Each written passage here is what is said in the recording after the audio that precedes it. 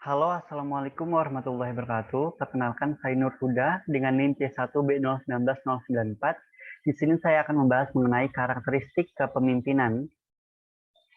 Langsung saja, kepemimpinan adalah satu proses di mana seseorang berupaya mempengaruhi sejumlah orang dan mengarahkan organisasinya untuk mencapai satu tujuan, sehingga hubungan antara manusia di dalam organisasi tersebut lebih terbentuk dan bermakna. Atau satu proses di mana seseorang yang berupaya mempengaruhi sekelompok orang untuk mencapai tujuan bersama. Karakter Karakter merupakan kunci penentu atau DC Vicky dalam keberhasilan suatu organisasi. Keberhasilan dan kegagalan suatu organisasi banyak ditentukan oleh pemimpin, karena pemimpin merupakan pengendali dan penentu arah yang hendak ditempuh oleh organisasi menuju tujuan yang akan dicapai. Tipe dan gaya kepemimpinan. Yang pertama, tipe kepemimpinan demokratis. Pemimpin demokratis adalah pemimpin yang partisipatif dan sangat menerima masukan dari anggotanya.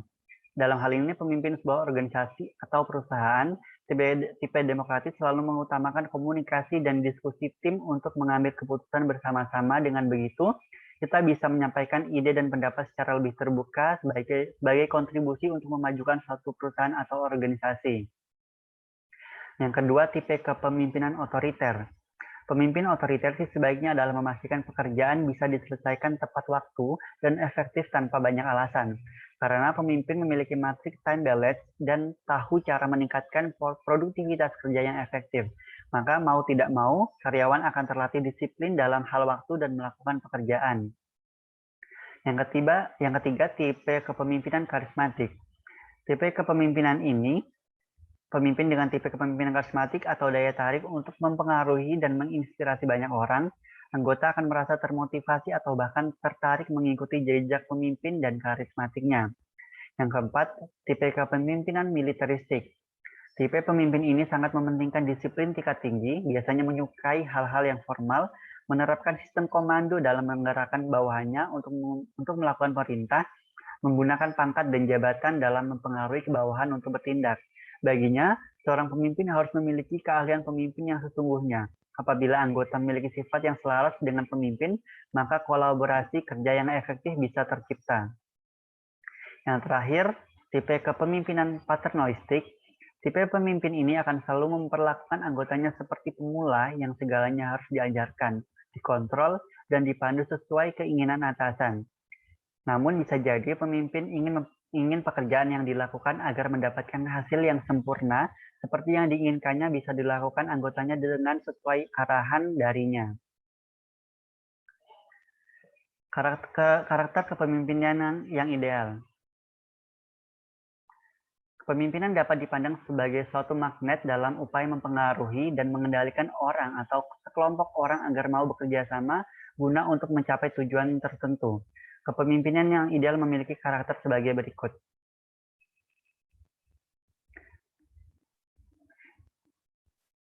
Yang pertama, cerdas. Dengan dibekali kecerdasan, pemimpin bisa cepat dan tepat untuk membuat suatu keputusan yang diambil untuk memperoleh suatu solusi dan kebijakan guna mencapai tujuan organisasi. Yang kedua, bertanggung jawab. Seorang pemimpin yang ideal harus memiliki tanggung jawab dalam artian bahwa bertanggung jawab terhadap dirinya sendiri dan juga terhadap anggotanya dalam suatu organisasi. Bertanggung jawab salah satu beban terberat, namun terasa ringan jika dibarengi dengan iman dan takwa.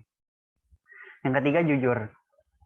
Jujur sebagai seorang pemimpin yang ideal harus jujur, sehingga akan mampu untuk terbuka pada anggotanya dalam segala kebijakan yang diambil. Dengan sifat jujur, pasti akan membuat seluruh anggotanya percaya terhadap segala perkataan dan tindakannya. Yang keempat, dapat dipercaya. Seorang pemimpin yang ideal harus dapat dipercaya sehingga akan mampu untuk saling percaya dan tidak adanya kecurigaan. Yang kelima, inisiatif. Inisiatif adalah suatu hal yang harus dimiliki oleh seorang pemimpin sehingga akan mampu untuk memutuskan segala hal dengan benar. Dengan begitu dapat membuat solusi yang baik dengan kemajuan organisasinya. Yang keenam, konsisten dan tegas. Konsisten dalam artian bahwa seorang pemimpin akan mampu menjalankan setiap aturan dan kebijakannya, sedangkan tegas di dalam artian bahwa seorang pemimpin tidak membebaskan anggotanya, namun juga tidak mengekang anggotanya. Yang ketujuh, adil. Seorang pemimpin yang ideal harus berbuat adil sehingga mampu untuk memperlakukan anggotanya dengan sama rata dengan tugas dan bidangnya masing-masing. Begitu juga seorang pemimpin tidak boleh berat sebelah dalam memihak pada salah satu anggota, melainkan semua anggota.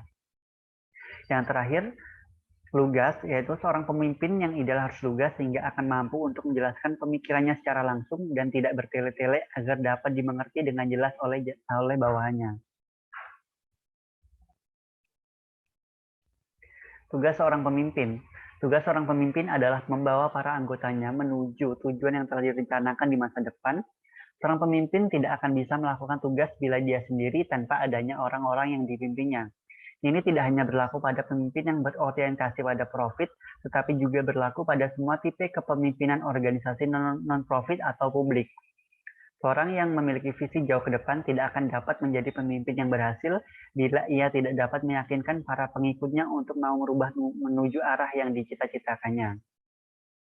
Pemimpin bukan sekedar gelar atau jabatan yang diberikan dari luar, namun sesuatu yang tumbuh dan berkembang dari dalam diri seseorang. Baiklah, sebelum menutup pembahasan kali ini, saya memiliki quote yang sangat saya sukai, yaitu dari Kang Komar dari Sinema Preman Pensiun, yaitu, di bawah pemimpin yang baik, anak buah bodoh pun ada gunanya. Tapi di bawah pemimpin yang bodoh, pasukan terbaik pun kocar-kacir. Baiklah, inilah pembahasan dari saya mengenai karakteristik kepemimpinan. Terima kasih atas perhatiannya. Wassalamualaikum warahmatullahi wabarakatuh.